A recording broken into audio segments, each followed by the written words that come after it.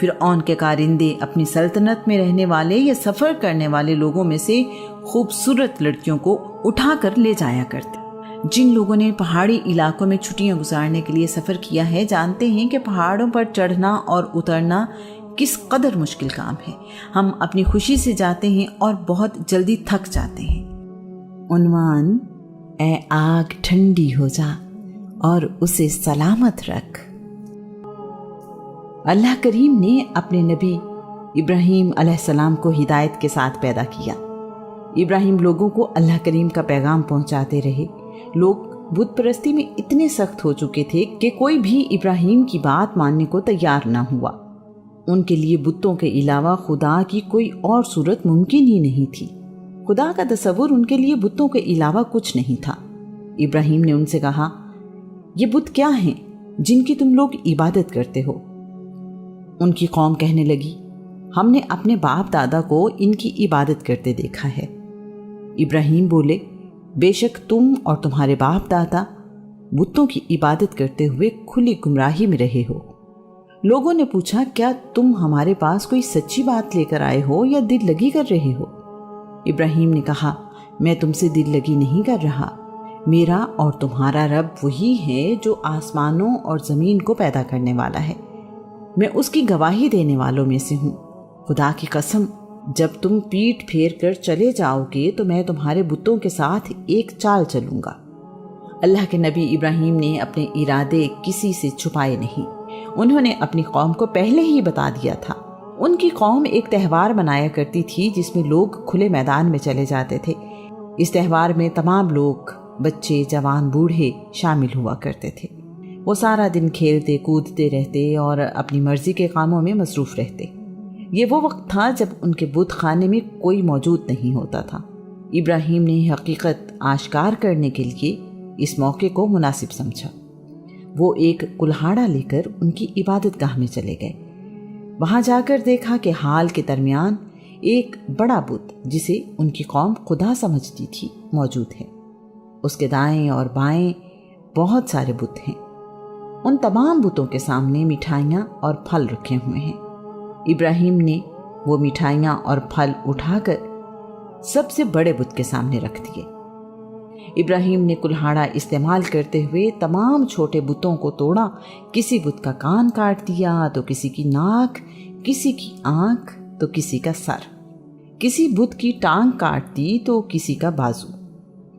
اس کے بعد کلہاڑا سب سے بڑے بت کے کندھے پر لٹکا دیا اور خود یہاں سے چلے گئے۔ ان کی قوم کے لوگ عبادت کے لیے گئے تو دیکھ کر حیران رہ گئے کہ سوائے بڑے بت کے کوئی اور بت سلامت نہیں رہا۔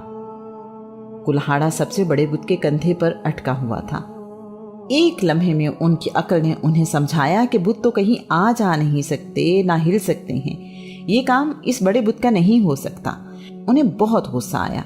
وہ نمرود بادشاہ کے پاس گئے اور کہنے لگے، ہمیں یقین ہے کہ اسی نوجوان نے ہمارے خداؤں کو نقصان پہنچایا ہے جس کا نام ابراہیم ہے۔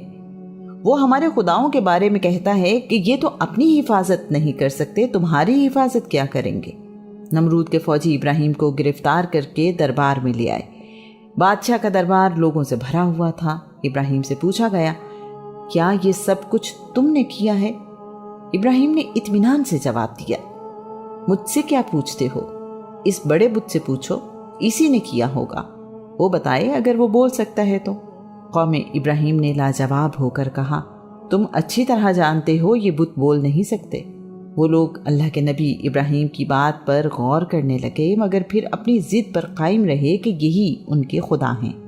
ابراہیم نے انہیں سمجھاتے ہوئے کہا، کیا تم ان بتوں کی عبادت کرتے ہو جو نہ تمہیں فائدہ پہنچا سکتے ہیں نہ ہی کوئی نقصان؟ افسوس ہے تم لوگوں پر، میں حیران ہوں کہ تم اللہ کریم کو چھوڑ کر ان بتوں کی عبادت کرتے ہو۔ کیا تم اتنا بھی نہیں سمجھتے؟ ان لوگوں پر حقیقت کھلی تو بجائے اس کے کہ وہ ایک خدا پر ایمان لاتے، شرمندگی مٹانے کے لیے ابراہیم سے الجھنے لگے۔ نمرود بادشاہ نے فیصلہ سنایا، ابراہیم کو جلتی ہوئی آگ میں پھینک دیا جائے۔ ایسے گستاخ کی یہی سزا ہے کہ اسے جلا دیا جائے۔ اللہ کے نبی ابراہیم کو قید کر دیا گیا۔ ابراہیم 7 سال قید میں رہے۔ بابل کے قریب شہر کوسا میں بہت بڑی جگہ پر آگ جلانے کا انتظام کیا جانے لگا۔ کئی دن تک لکڑیاں اکٹھی کی جاتی رہیں۔ پوری قوم اسی کام پر لگ گئی۔ ہر کسی کی زبان پر یہی قصہ تھا۔ لوگ لکڑیاں اکٹھی کرتے ہوئے منتیں مانگنے لگے، اگر میرا فلاں کام ہو گیا تو میں آگ کے لیے اور لکڑیاں اکٹھی کروں گا۔ آگ جلانے کا انتظام مکمل ہو گیا تو ان کو خیال آیا کہ ابراہیم کو آگ میں کیسے پھینکیں۔ اس کام کے لیے منجنیق منگوائی گئی۔ آگ جب پوری طرح بھڑک اٹھی تو ابراہیم کو جیل سے لایا گیا۔ آگ اتنی زیادہ تھی کہ آسمان پر اڑنے والے پرندے بھی دور بھاگ گئے۔ اگر کوئی پرندہ قریب آتا تو جھلس جاتا۔ ذرا اندازہ کریں کہ وہ منظر کیسا ہوگا۔ تنہا انسان، وہ بھی قید میں، پوری قوم مخالف، آگ بھی ایسی کہ کسی نے دیکھی نہ سنی۔ زندگی تو دور کی بات، موت بھی پناہ مانگتی ہوگی۔ اس ساری صورتحال میں بھی اللہ کا نبی اپنے رب کا شکر گزار بندہ ہے۔ اسے اپنے مالک پر یقین ہے، اس پر ہی بھروسہ اور اطمینان۔ آگ اور ابراہیم کا انجام دیکھنے کے لیے دوسرے شہروں سے بھی لوگ آ گئے۔ جسے خبر ملتی کہ بتوں کے گستاخ کو آگ میں جلا دیا جائے گا، وہ ادھر کا ہی رخ کر لیتا۔ سب خوش تھے کہ ہمارے خداؤں کو برا کہنے والا دردناک انجام کو پہنچے گا۔ آئندہ کوئی ہمارے خداؤں کے بارے میں ایسی جرت نہیں کرے گا۔ دور دور تک انسانوں کا سمندر تھا اور ان کے درمیان اللہ کا ہدایت یافتہ بندہ۔ ابراہیم کے ہاتھ پاؤں باندھ دیے گئے، اٹھا کر منجنیق میں ڈال دیا گیا۔ جبرائیل امین اللہ کے نبی کے پاس حاضر ہوتے ہیں اور کہتے ہیں، اگر آپ چاہیں تو میں اپنے پر پھیلا دوں تاکہ آگ آپ کو نقصان نہ پہنچائے۔ ابراہیم پرسکون انداز میں جواب دیتے ہیں، میرا رب جانتا ہے کہ میں اپنے لوگوں کو ہدایت کی راہ پر لانے کے لیے کوشاں ہوں، مجھے کسی مدد کی ضرورت نہیں۔ جب اللہ کے نبی ابراہیم کو آگ میں پھینکا جا رہا تھا تو انہوں نے کہا، مجھے اللہ کافی ہے اور بہترین بھروسے کے قابل وہی ہے۔ اس کائنات کے مالک کو اپنے بندے کے ایمان اور یقین پر اتنا پیار آیا کہ آگ کو حکم دیا۔